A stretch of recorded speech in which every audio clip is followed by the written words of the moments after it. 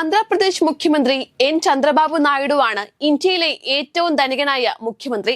931 കോടി രൂപയാണ് ചന്ദ്രബാബു നായിഡുവിന്റെ ആസ്തി.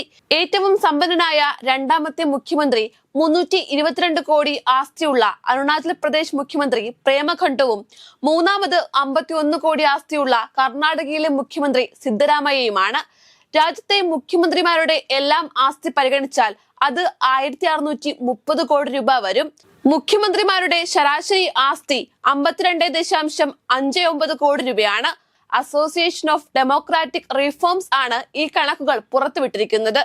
3 മുഖ്യമന്ത്രിമാർക്ക് 50 കോടിയോ അതിൽ കൂടുതലോ ആസ്തിയുണ്ട്. 9 പേർക്ക് 11 കോടിക്കും 50 കോടിക്കും ഇടയിൽ ആസ്തിയുണ്ട്. 55 ലക്ഷം രൂപ ആസ്തിയുള്ള ജമ്മു കാശ്മീർ മുഖ്യമന്ത്രി ഒമർ അബ്ദുള്ള പട്ടികയിൽ ദരിദ്രരിൽ രണ്ടാമതും 1.18 കോടി രൂപയുമായി പിണറായി വിജയൻ മൂന്നാമതുമാണ്.